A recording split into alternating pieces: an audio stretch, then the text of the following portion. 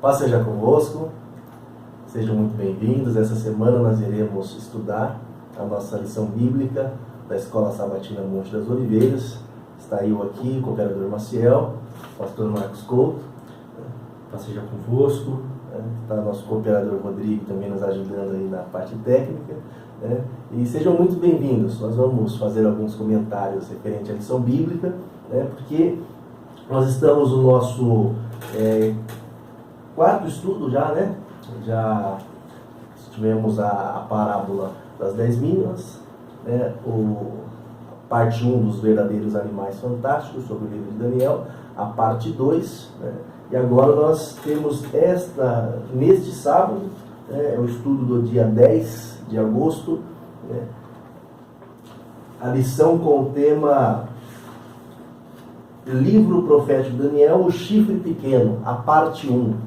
Então, nós já passamos ali, só recapitulando, pelos reinos, simbolizados ali pelo leão, depois pelo urso, também depois veio o leopardo, e agora estudamos já também sobre o grande animal espantoso, a besta espantosa, e desse animal nós já estudamos que tinha 10 chifres, e surgiu um surpreendente, um chifre pequeno deste quarto animal, um animal espantoso, desta besta, e ele tem aqui grandes revelações nesse estudo que a palavra de Deus tem dado. Então, eu quero começar com o pastor Marcos, para que ele faça aí um panorama deste estudo, dizendo para nós qual que é o tema central da lição,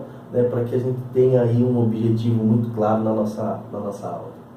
Então, cooperador Maciel, a visão de Deus, ela é consecutiva. Então, a gente pega primeiro a visão o sonho de Nabucodonosor da estátua, e ele revela alguns detalhes. Depois, Daniel vê as 4 bestas que surgem das águas, consecutivamente também.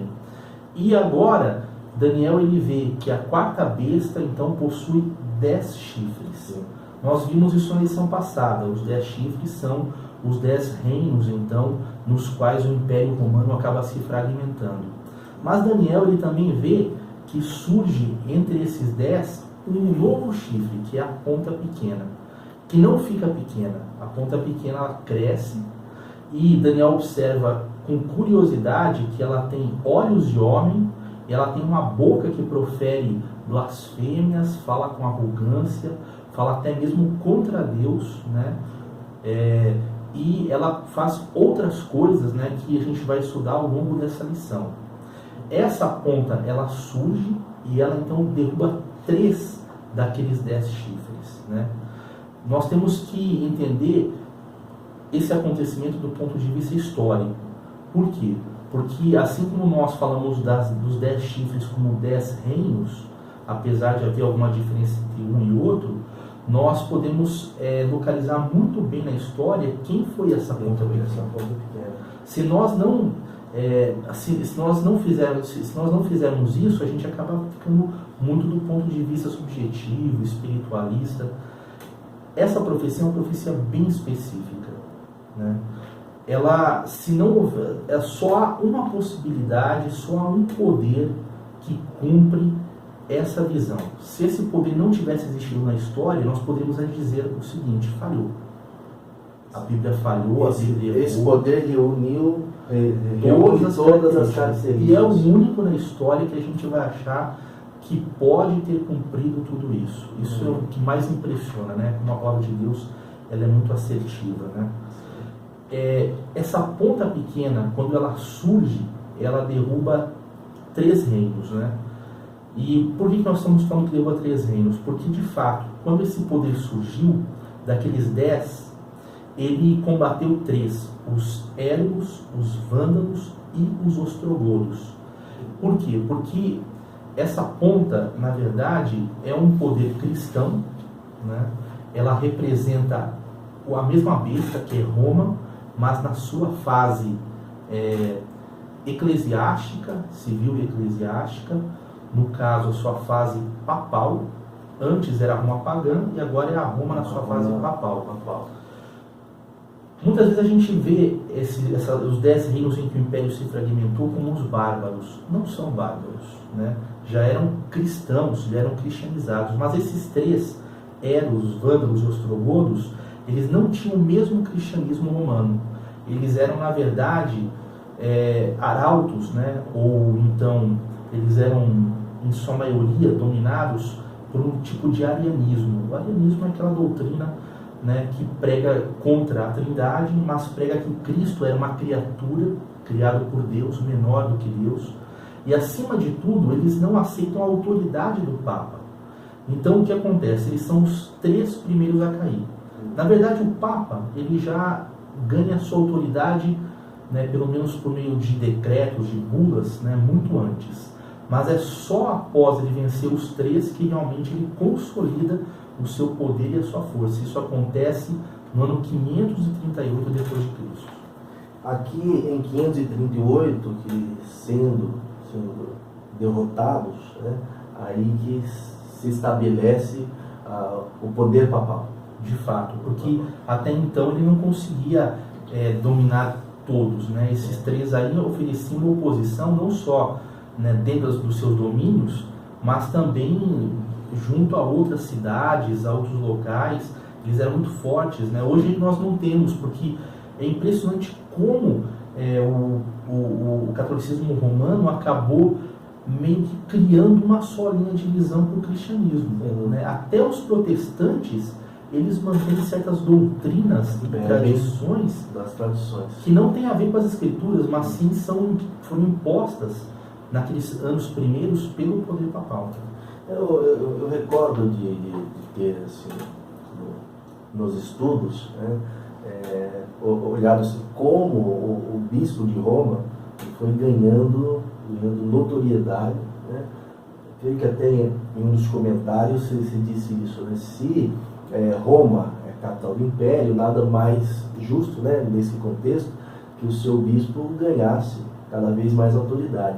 Mas você tinha ali, né, no decorrer, né, ainda da Roma, enquanto Estado, Constantinopla, você tinha outras cidades ali. Eu lembro até de ter lido ali uma tentativa de se provar que determinado apóstolo morreu em determinada cidade para que aquela igreja ganhasse destaque, né? E eu digo isso porque o pastor comentou que esse chifre pequeno ele foi crescendo, ele foi ganhando realmente força, né? E o bispo de Roma ali, no caso, ele foi ganhando ali uma autoridade além das outras cidades importantes para o meio cristão da época, né? Até que se derrotasse esses 3 últimos reinos, que são esses chifres, e se estabelece o poder papal de uma maneira absoluta. E é tão impressionante que agora o poder papal ele não apenas é um poder religioso, mas também ele tem um poder de Estado em suas mãos. Então a Roma enquanto império, né, já não exerce mais autoridade, mas o poder papal ali é estabelecido.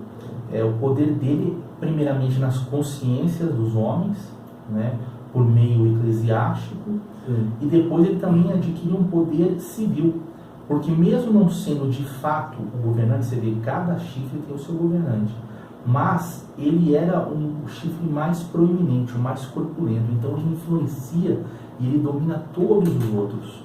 E a gente vê pela história, ao longo de toda a Idade Média, como que o poder papal, então, ele assume a prerrogativa de levantar reis, de destronar reis, de mandar, de exercer influência. É um negócio que somente o cumprimento da profecia podia dar, né? Agora, de fato, como você falou, esse chifre, né, ou esse poder, ele começa pequeno. Se você pensar, o Império Romano caiu em 476 depois de Cristo. Só em 538 ele assume todo o poder. Então ele começa pequeno e ele vai criando uma teologia. Ao falar que Pedro e Paulo são os fundadores da igreja de Roma, ninguém sabe quem acaba estabelecendo a igreja em Roma. A gente sabe que Paulo passou por lá, que Pedro passou por lá, mas não que eles fundaram a igreja, né? Só que o que acontece? Jerusalém estava destruída, né? Alexandria era um outro polo grande. Então havia uma disputa ali, Antioquia, Alexandria, né? E você falou também de Constantinopla, mas o que acontece ali? Qual a diferença em Roma? Roma era a maior cidade, né? Tinha mais de 2 milhões de habitantes. Ela também era a capital do império e também os seus governantes os imperadores começam a se converter àquela mistura de doutrinas, de paganismo com cristianismo, que era o que a igreja trazia naquele momento. Então eles dão força para colocar o bispo de Roma em evidência. Então por isso Roma acaba se tornando, né, a força, né, do império, e hoje a gente usa tanto o Império Romano quanto o poder papal, quanto Roma como a quarta besta, né? A quarta besta.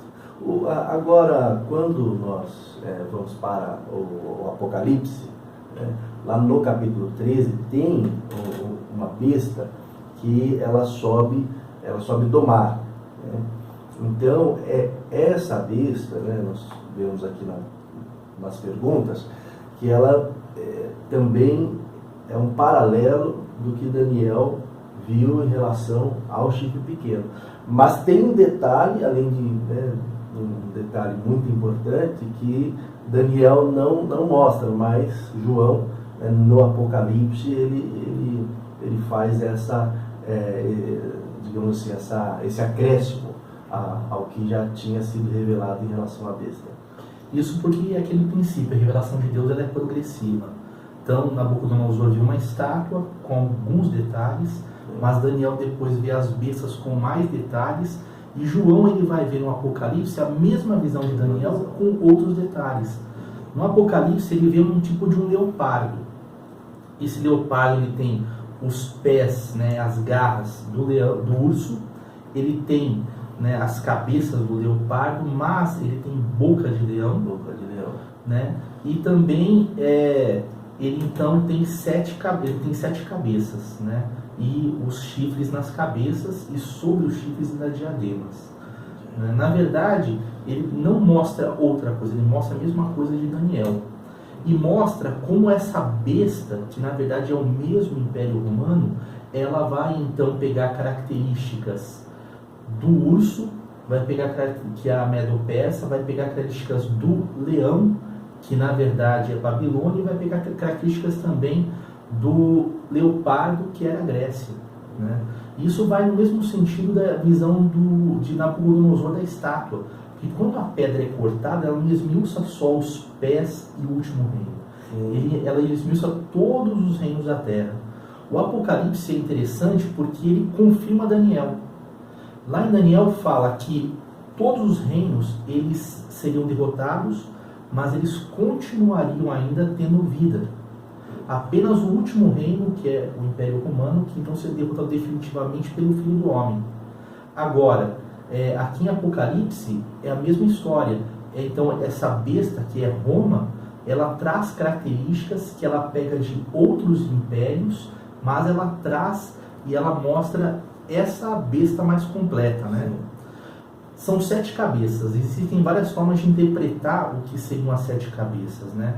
Há pessoas, por exemplo, que dizem que essas 7 cabeças seriam todas as formas pelas quais houve opressão ao povo de Deus ao longo da história, registrada nas Escrituras. Então, há quem fale que uma cabeça era o Egito, depois Babilônia, depois a Medo-Pérsia, depois a Grécia, depois a própria Roma na sua fase pagã e a Roma na sua fase papal. E eu esqueci uma, né? A Síria. Né? Então seria Egito, Assíria, Babilônia, Pérsia, Grécia, Roma e, por fim, o poder papal. Mas a gente prefere trabalhar em outra linha, porque se a gente acredita que ali se trata a besta como o Império Romano na sua forma pagã e na sua forma eclesiástica, não tem como você pegar as cabeças simplesmente e se referir a toda a história, né?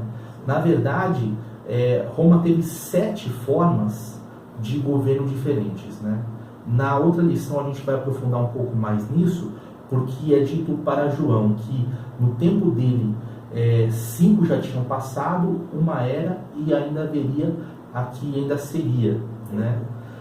Essa mesma visão vai ser mostrada de novo a João no capítulo 17 de Apocalipse, mas lá ele fala em 8. 8 por quê? Porque houve uma forma de governo que às vezes não é contada, como na visão de Apocalipse 13, que foi uma forma transitória, o governante de Exarca, que durou apenas 60 anos. Então, normalmente, essa forma não é contada. Mas, se você pega, por exemplo, o poder papal, e é dito que ele é uma das cabeças e também a 8ª cabeça, você pode contá-la junto.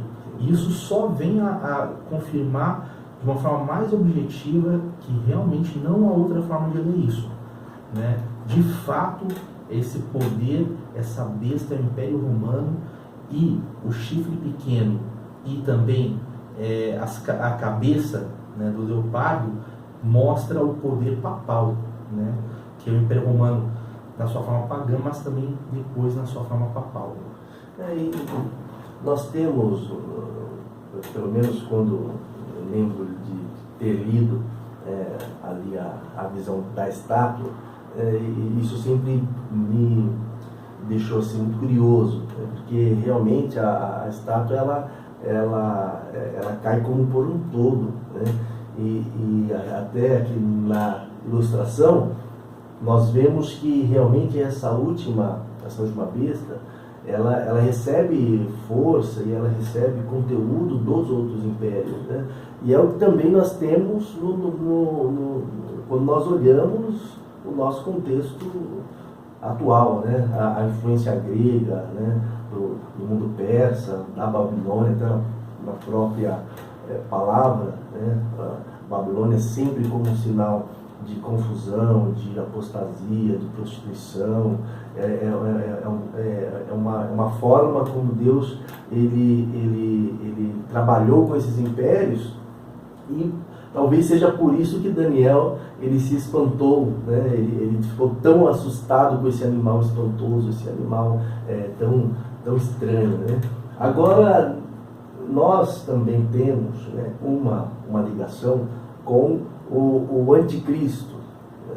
E muitos dos nossos livros disponíveis, dos vídeos que estão disponíveis, né, para quem quiser estudar esse assunto, né, na internet e tal, lidam também com o chip, né, a besta, né, e o chip, e também ao anticristo, né. Alguns até personificam o anticristo numa pessoa, e não num poder, como nós estamos aqui conversando, né, e a lição demonstra. Então, seria o 666, né, o chip, o anticristo ele vai se personificar em uma pessoa, ou é um poder que pode até ser ali trabalhado, né? Uma pessoa ou outra estar naquele momento influenciando, né, mais ativamente, representando aquele poder.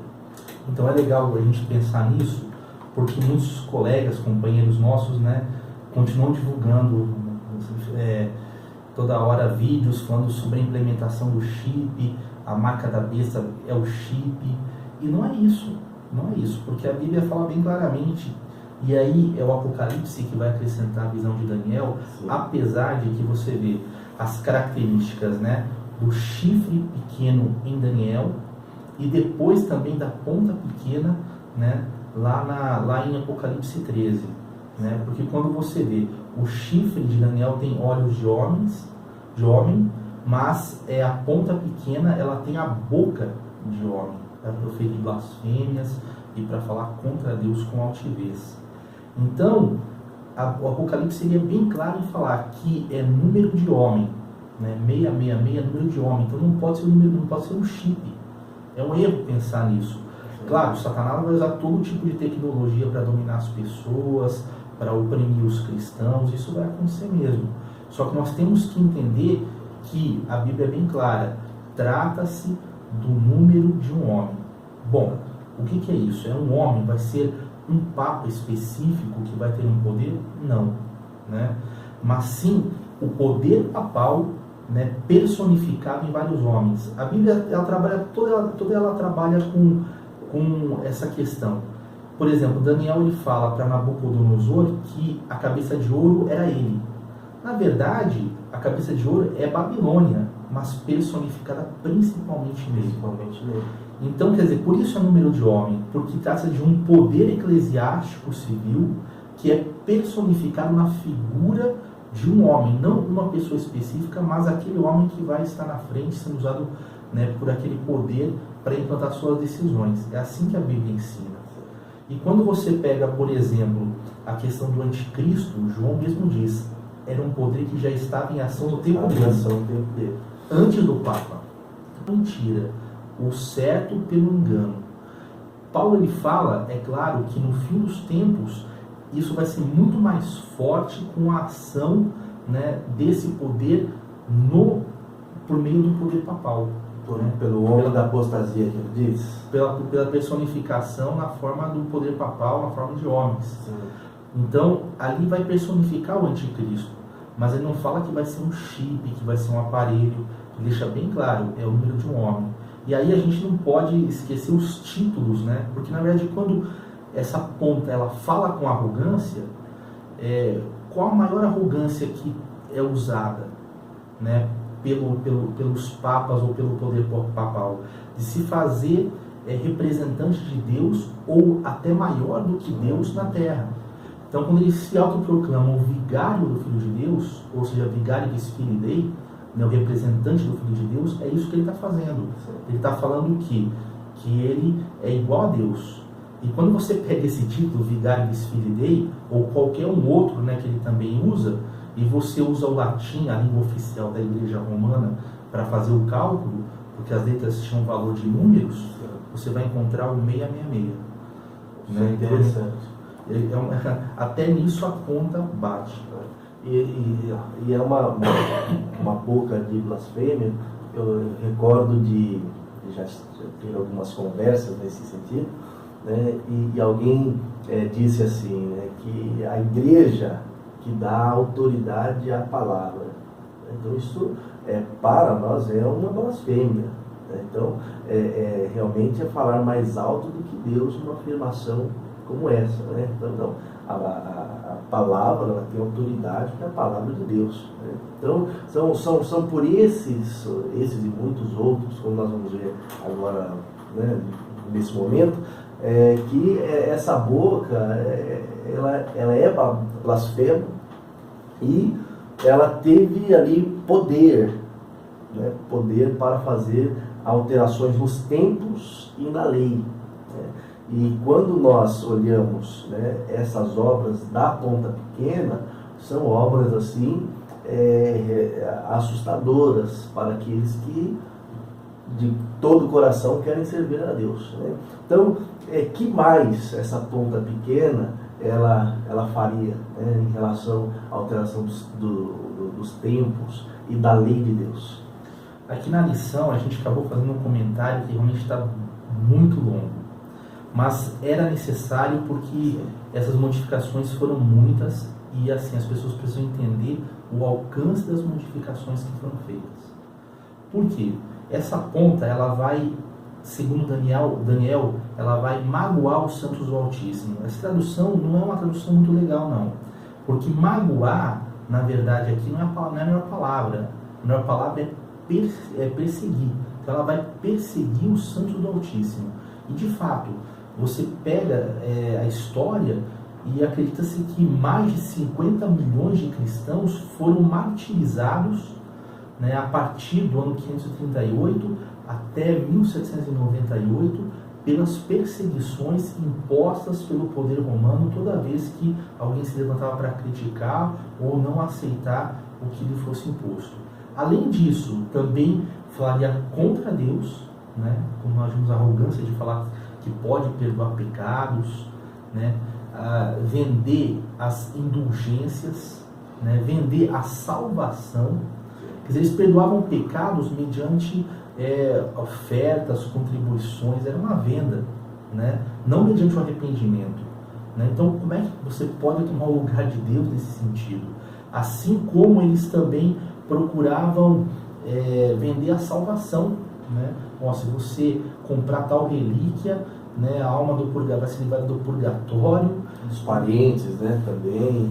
Então, quer dizer, isso é uma arrogância contra Deus. Além disso, também ela mudou o quê? Os tempos. Por quê? Porque foi o Papa que, na verdade, alterou o calendário, né? Era o calendário juliano, ele passou para o calendário gregoriano. Também, por ordem de Roma, se muda a ordem do dia, né? A ordem do dia passa a ser de meia-noite a meia-noite, que era uma forma pela qual Roma, né, utilizava em seus calendários. Não era utilizado no resto do mundo, mas ele praticamente impõe isso, né? Também o começo e o fim do ano são mudados, né? Passa a ser no dia 31 de dezembro e 1º de janeiro, né? Também isso, pela força que Roma tem, acaba se espalhando entre todas as nações, mas o principal, e talvez o mais duro, é a mudança na lei. Que lei é essa? A gente sabe que não pode significar uma lei simplesmente civil, uma lei de um país. Era normal, quando uma nação conquistava a outra, haver uma mudança. Mas havia uma lei que estava acima da lei das nações, que é a lei de Deus. E esta lei procurou ser alterada. Então, quando você vê os mandamentos originais, e você vê o que foi alterado pela Igreja Católica, né, você fica assustado, né, como eles fizeram para mudar alguns mandamentos e dessa forma tirar a culpa deles. Por exemplo, né, a questão de não fazer imagens, né, foi simplesmente tirado. O último mandamento, para que completasse os 10, ele foi dividido em 2. Agora, o pior de todos realmente é a mudança do quarto mandamento. Eles tiram o dia do sábado e eles então colocam, né, guardar domingos e festas. Até que a gente coloca aqui um paralelo das mudanças, para que fique muito claro o que é feito. Porque, veja bem, a base das Escrituras é isso, é a lei de Deus. Ela aponta o que é o pecado. Cristo veio por quê? Porque havia pecado. Se não há pecado, não teria por que Cristo vir. Nenhum de nós estaria condenado, todos estaríamos salvos. Então, quando ele muda e fala assim, olha, isso aqui é pecado, isso aqui não é pecado. Quer dizer, isso é uma prerrogativa unicamente de Deus. Só que foi predito que ele mudaria os tempos e a lei. De fato, ele faz essa mudança. E não se resume apenas a isso. Esse comentário está muito longo porque a gente coloca as inovações que foram acontecendo ao longo da história e ao longo dos concílios. Inovações como, por exemplo, a imortalidade da alma, as orações pelos mortos, a confissão dos pecados para o padre, a canonização dos santos. O santo é todo aquele que é separado para servir a Deus, e não só os que a igreja considera como santos e coloca como intermediadores entre Deus e os homens, um lugar que pertence só a Cristo. A própria Assunção de Maria, a venda das indulgências, o uso dos rosários, né, a tradição, né, que você mencionou aqui, valendo tanto quanto as Escrituras, o batismo, que deixa de ser um batismo por imersão e passa a ser um batismo por aspersão, deixa de ser o nome de Jesus e passa a ser nos títulos, né? A infalibilidade papal, né? O Papa agora passa a ser infalível por um decreto da Igreja. Então, quer dizer, o que eles falam? Eles falam que a Igreja Católica, ela tem autoridade de Deus na Terra. Então, é o próprio Deus na Terra.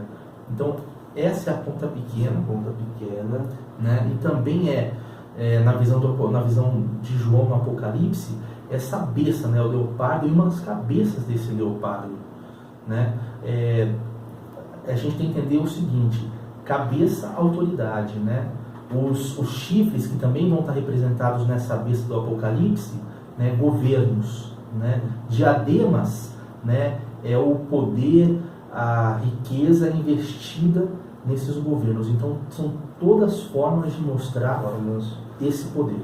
No caso aqui, só fazendo um parênteses, né? Quando o comentário que fala da alteração nos tempos, né?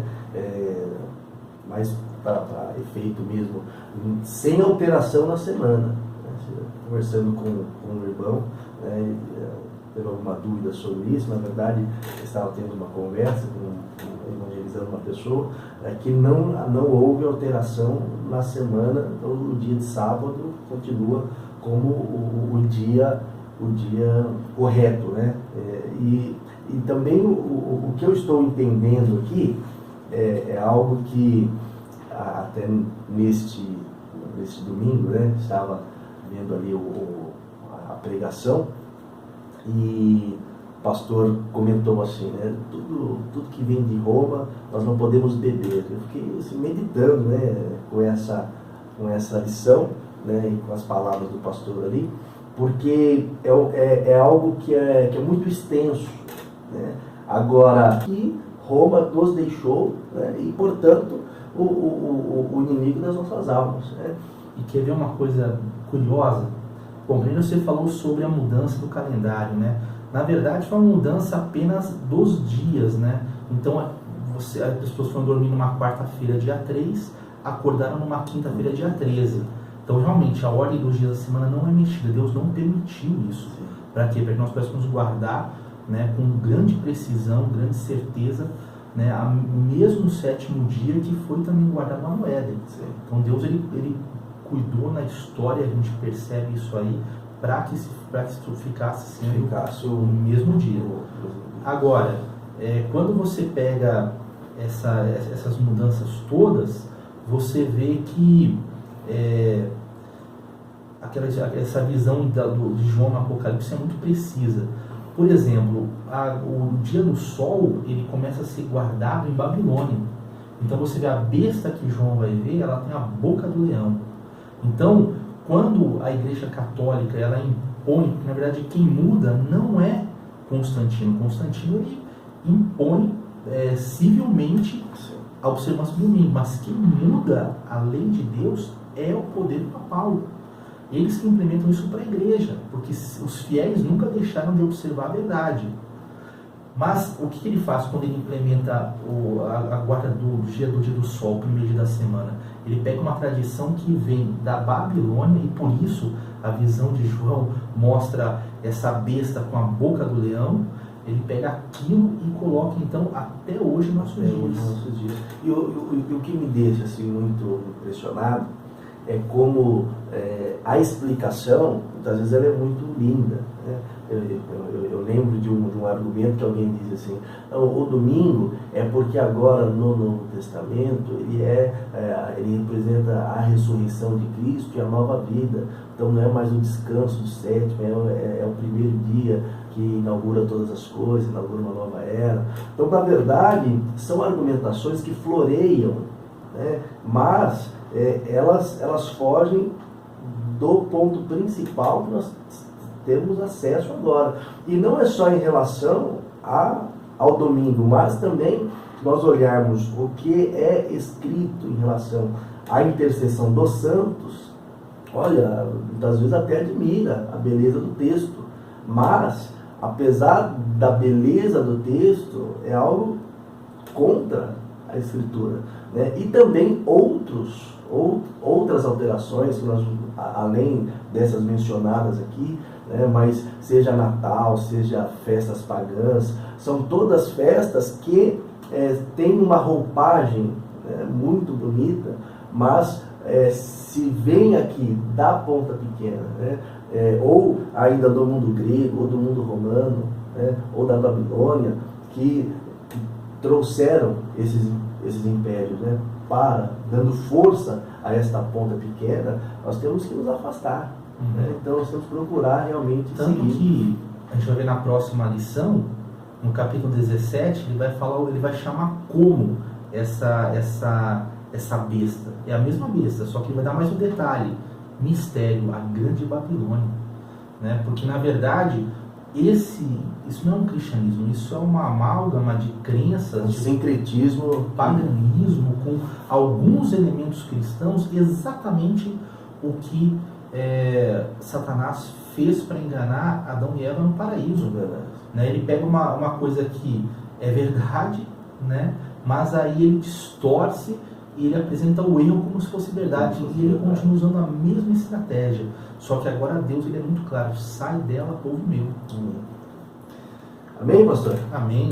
Que nós possamos ter ajudado um pouco mais a todos, né, nessa lição que vai acontecer no sábado.